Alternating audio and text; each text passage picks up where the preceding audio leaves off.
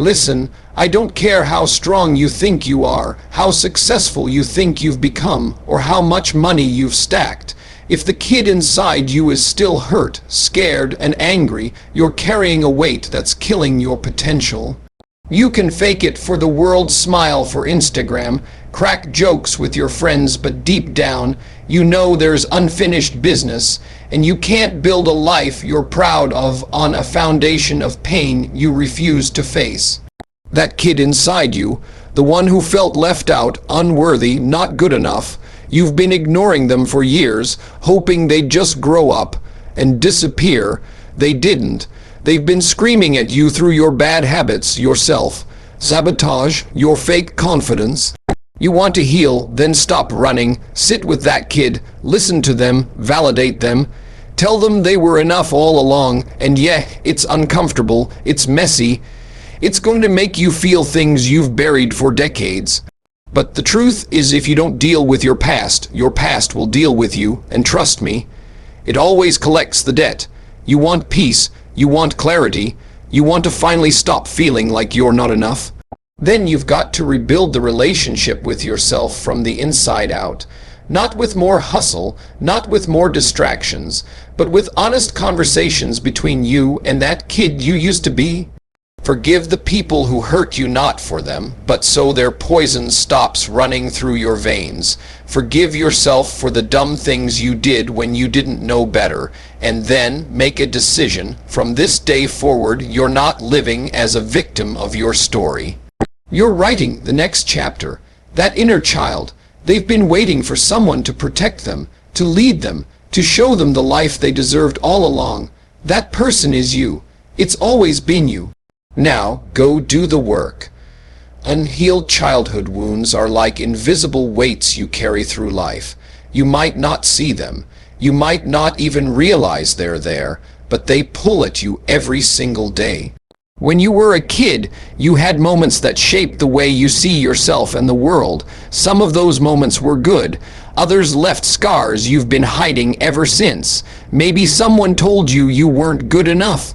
Maybe they laughed at your dreams. Maybe they made you feel unwanted, unworthy, or small. And because you were young, you didn't know how to process it. You just absorbed it. It became part of your belief system. Now, fast forward to the person you are today. You wonder why you hesitate to take risks, why you question yourself even when you're clearly capable, why you chase validation but never feel satisfied when you get it. That's not because you're lazy. It's not because you're weak. It's because a part of you is still trying to protect that hurt child inside. You avoid situations that feel similar to the pain you once felt. You shrink back from opportunities because failure feels too dangerous. You doubt people's intentions because trust was broken a long time ago, and you think you're just being cautious or realistic. But the truth is, those wounds have been steering the ship. They've shaped the way you show up in relationships. They've made you keep walls so high no one can get close enough to hurt you again. They've influenced your success not by pushing you forward, but by holding you back.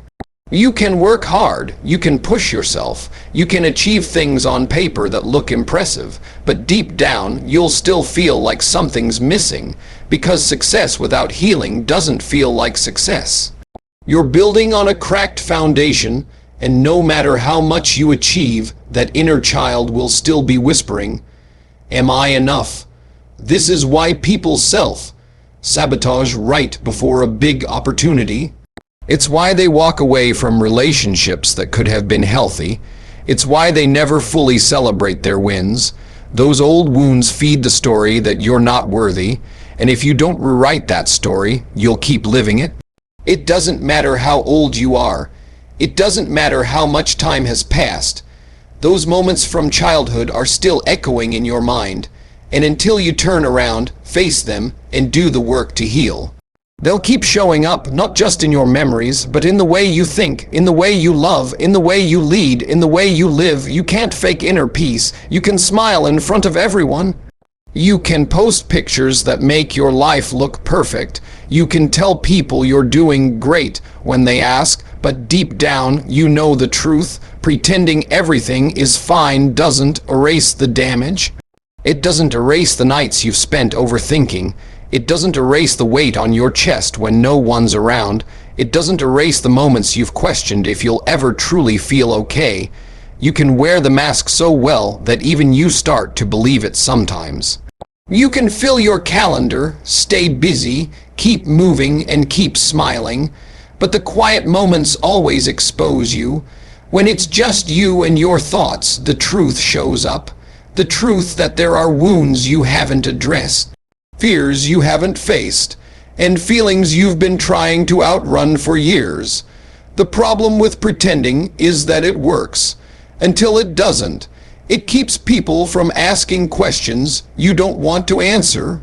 It lets you function in a world that moves fast and doesn't stop for anyone, but inside, the pressure builds. It's like putting tape over a crack in a dam. Eventually, the water finds its way through. And when it does, it hits hard. You can fake confidence. You can fake happiness. But you can't fake the deep calm that comes from actually being okay. Because inner peace isn't something you can put on like clothes. It's something you earn by facing the truth about yourself. It's something you build by sitting with your pain instead of hiding it. It's something that comes from forgiving, from letting go, from making peace with your past. But pretending you're fine robs you of that chance. It convinces you that as long as no one sees the cracks, they don't matter. It tricks you into thinking time will heal it without effort, but time alone doesn't heal. Time just hides the wound under more layers of life. The damage is still there, shaping your decisions, your relationships, your sense of self. And when you pretend for too long, you start losing touch with who you really are. You forget what it's like to feel without filtering, to cry without explaining, to admit you're struggling without fearing judgment. Real peace doesn't come from acting like you're okay. It comes from doing the hard work to actually be okay. And until you choose that, the mask might fool the world, but it will never fool you. The inner child still exists. No matter how old you get, no matter how many birthdays you've celebrated, that younger version of you is still inside. They carry the memories, the hopes, the fears, and the pain you once felt. And when their needs weren't met back then, those needs don't just vanish with time. They stay with you. They shape the way you see yourself and the world around you. You might think you've outgrown them. You might believe you've moved on from the past. But the truth is, that child still speaks through you every single day. They speak in the moments you doubt yourself for no reason. They speak in the voice that tells you you're not good enough. They show up when you sabotage opportunities that could change your life. You call it bad luck. You call it procrastination. You call it fear of failure.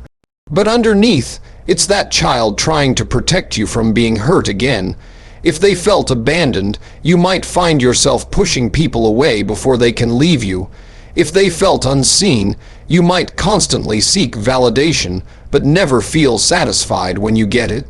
If they felt unloved, you might settle for relationships that are less than you deserve because deep down, you believe that's all you'll get. These patterns aren't random. They're the echo of unmet needs. They're the ripple effect of moments you couldn't process as a kid. Back then, you didn't have the tools to understand what was happening.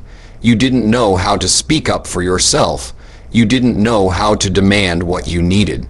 So you learned to adapt. You learned to be quiet. You learned to please others. You learned to hide your true feelings to stay safe. And now, as an adult, those same survival tactics are running your life.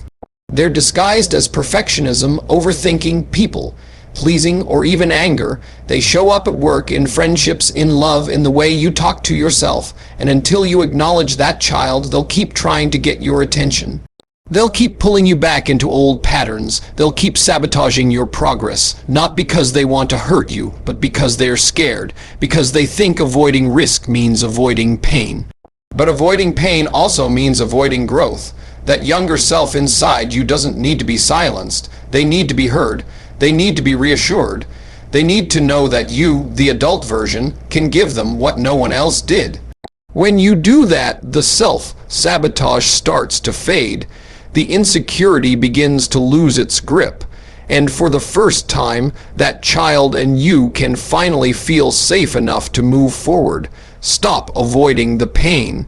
You can bury it under distractions. You can drown it in work, in noise, in endless scrolling. You can run so fast that you never have to be alone with your thoughts, but it's still there. It waits for you in the quiet moments. It shows up when you least expect it. It seeps into your words, your choices, your relationships, and every time you push it down, it finds another way to surface. Real healing doesn't happen by ignoring what hurts. It doesn't come from pretending you're fine. It doesn't come from locking your feelings in a box and hoping time will make them disappear.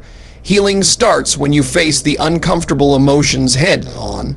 When you stop running from the things you've been afraid to feel, when you sit with the sadness instead of pushing it away, when you let yourself be angry without judging it, when you allow yourself to grieve without rushing through it. It's not easy, it's not supposed to be, because those emotions you've been avoiding have been carrying weight for years. They've been building pressure inside you, like a storm waiting to break. And the only way through is to feel them, to process them, to let them move through you instead of staying trapped inside. Facing pain feels dangerous at first. Your mind will tell you it's too much. Your body will resist. You'll want to run back to the safety of distraction. But safety without healing isn't safety. It's a prison. You might avoid the discomfort today, but it will cost you tomorrow. It will cost you peace. It will cost you trust. It will cost you the ability to truly connect with yourself and with others. Every time you avoid pain, you teach yourself that you can't handle it, and that belief keeps you small. But when you face it, you start to prove to yourself that you're stronger than you thought. You begin to see that emotions can't destroy you. They're not here to punish you. They're here to guide you, to tell you what needs attention, to point you toward what's been left unresolved. Yes, it's uncomfortable. Yes, it's messy. Yes, it takes courage, but courage isn't the absence of fear, it's feeling the fear and walking into it anyway. The pain you face today becomes the strength you carry tomorrow, and once you've faced it, it loses its power over you. It stops controlling your choices from the shadows. It stops dictating the story you live by. Because the moment you stop avoiding the pain is the moment you take your life back, reconnect with your younger self. They are still there, deep inside you, carrying every memory and every feeling you once had. They remember the moments you felt alone. They remember the times you didn't feel seen. They remember the times you questioned your value. You may have tried to forget. You may have told yourself that the past doesn't matter anymore. But that younger version of you still exists, waiting for you to notice them. They've been whispering through your doubts. They've been crying through your insecurities. They've been reaching out through the moments you hold back from speaking your truth. It's not enough to tell yourself to move on. You have to turn toward that younger self and acknowledge them.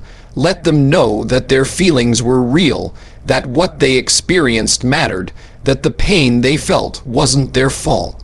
That the confusion, the hurt, the fear, it all made sense for where they were in life. Because so many of us grew up believing our feelings were too much, that we had to be strong all the time, that our needs were a burden. So we learned to silence them, we learned to hide them, and in doing so, we abandoned ourselves. Now it's time to come back. It's time to sit with that younger version of you and tell them the words they've been waiting to hear. You were worthy then, you are worthy now, not because of what you achieve, not because of how well you perform, not because of how much you please others, but simply because you exist. When you validate that child's worth, you begin to repair something deep inside you. You start to fill the cracks where self-doubt has been living. You start to soften the harsh voice in your head. You start to create safety where there was once fear. This is not about dwelling on the past forever. It's about recognizing that your younger self is still part of you, and they've been waiting for someone to stand up for them. That someone is you. When you reconnect, you take back the power that was lost in those moments of hurt. You give yourself permission to feel without judgment. You give yourself space to heal without shame. And you begin to build a relationship with yourself that is rooted in compassion, not criticism. Every time you show up for that younger self, you're also showing up for the person you are today. Because when they finally feel seen, you finally feel whole. Healing is messy. It's not the picture perfect, neatly packaged process people like to post about. It's not a straight line from pain to peace. It's raw, it's uncomfortable, it's chaotic. The discomfort is part of the process, and it can't be skipped. You can't just jump from being hurt to being whole. You can't bypass the tears, the anger, the confusion. You can't avoid the days when it feels like you're moving backward instead of forward, because those moments are where the real work happens. They're where you confront the truth about what you've been carrying. They're where you meet the parts of yourself you've been hiding from. Healing isn't glamorous. It's nights where you feel drained for no reason. It's mornings where you wake up heavy, wondering if you're making any progress at all. It's conversations you didn't want to have, but needed to. It's facing memories you've tried to bury for years. It's admitting to yourself that you're not okay and being okay with that for now. You might think something's wrong with you because it feels so hard. You might wonder why you can't just get over it, like you thought you would, but there's nothing wrong with you. This is what growth feels like. This is what transformation demands. It pulls you apart so you can rebuild stronger. It strips away the lies you've been telling yourself so you can live in truth. And truth is never painless. The messiness is what makes the healing real. It's proof that you're not just covering up wounds with distractions. It's proof that you're actually touching the pain instead of pretending it's not there. Some days you'll feel proud of your progress. Other days you'll feel like you're right back where you started.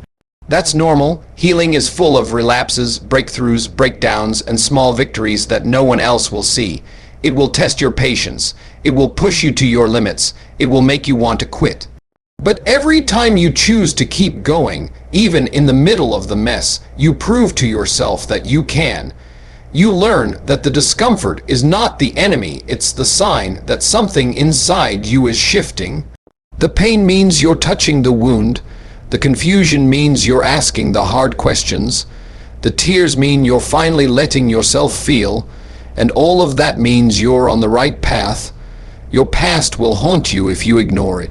It doesn't just disappear because you've stopped thinking about it.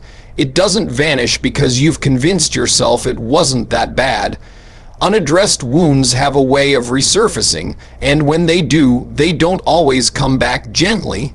They come back in ways you don't recognize at first. They show up in the relationships you choose. They show up in the people you push away. They show up in the way you talk to yourself when no one's listening. They show up in patterns you swore you'd never repeat. When pain is ignored, it finds a new outlet. Sometimes it's in anger that feels bigger than the situation. Sometimes it's in fear that stops you from taking the next step. Sometimes it's in a constant sense of emptiness, no matter what you achieve. You might think you've left the past behind, but it's still shaping you in ways you don't see. It lives in your habits. It hides in your reactions. It whispers in the back of your mind when you're trying to move forward. And the more you run from it, the more power it has over you. Ignoring it doesn't protect you. It traps you. It keeps you locked in cycles that feel familiar but never fulfilling. It convinces you that you're cursed, unlucky, or broken, when really, you're just living with unhealed pain. And unhealed pain has a way of demanding attention. It will keep knocking on your door in different forms until you answer it. The arguments you keep having, the trust you can't seem to give, the dreams you stop yourself from chasing, these aren't random obstacles, they're signals. They're reminders from the past that something inside you still needs care.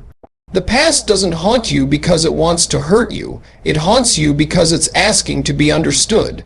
It wants you to go back, look it in the eye, and give it the closure it never had. But closure doesn't come from pretending. It comes from acknowledging what happened, accepting that it hurt, and choosing to heal from it. Until you do that, the past will follow you into every new chapter. It will turn opportunities into fears.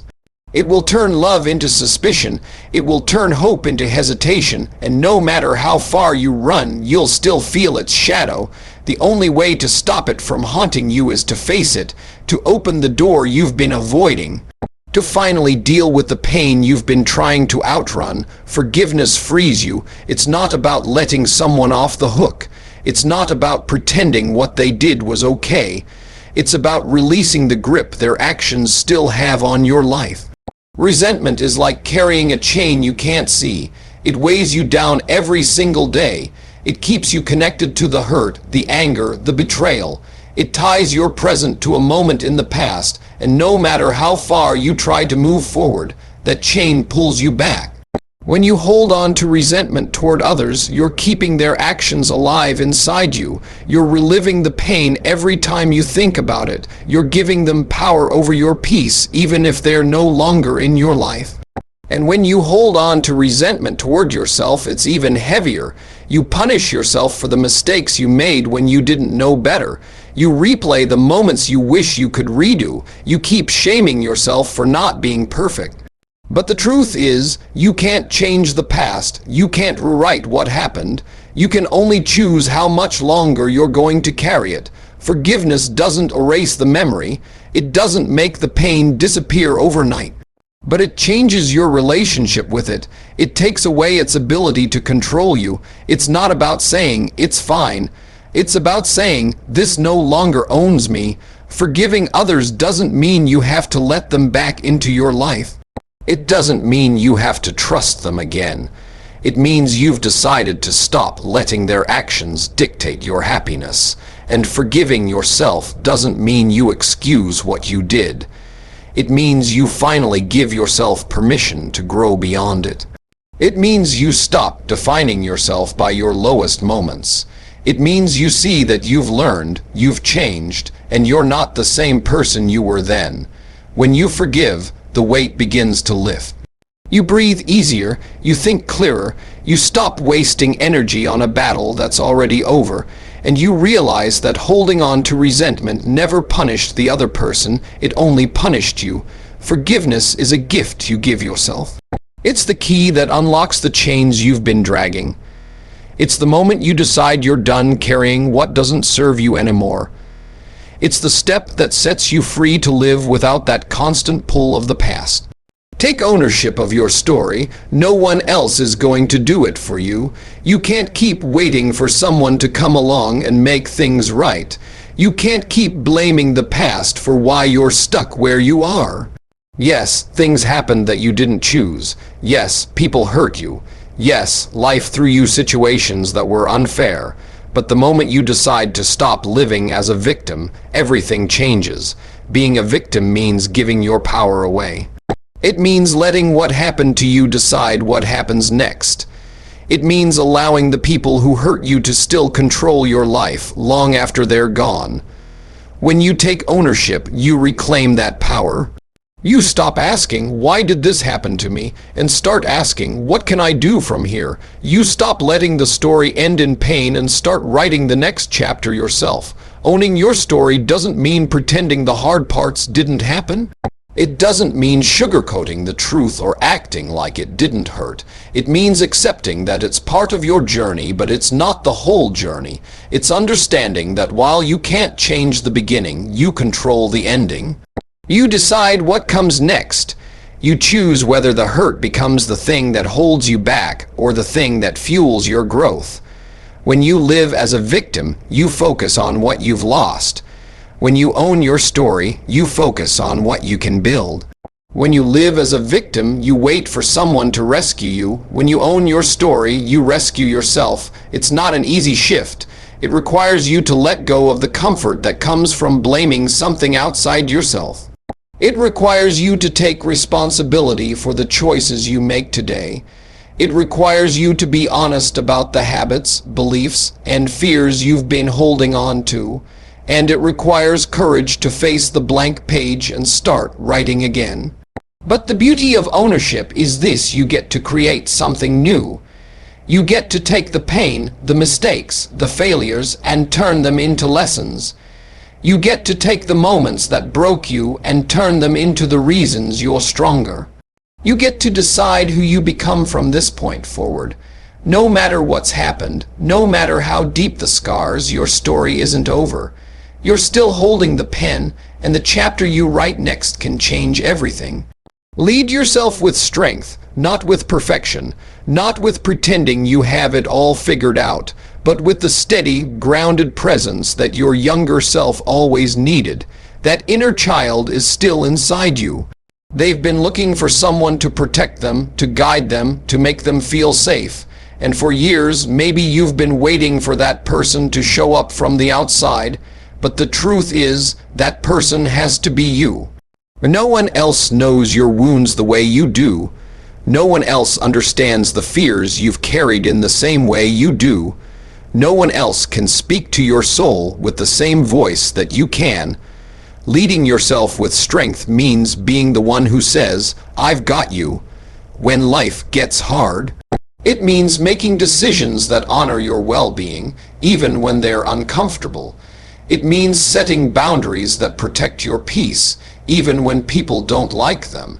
It means refusing to abandon yourself just to keep others happy.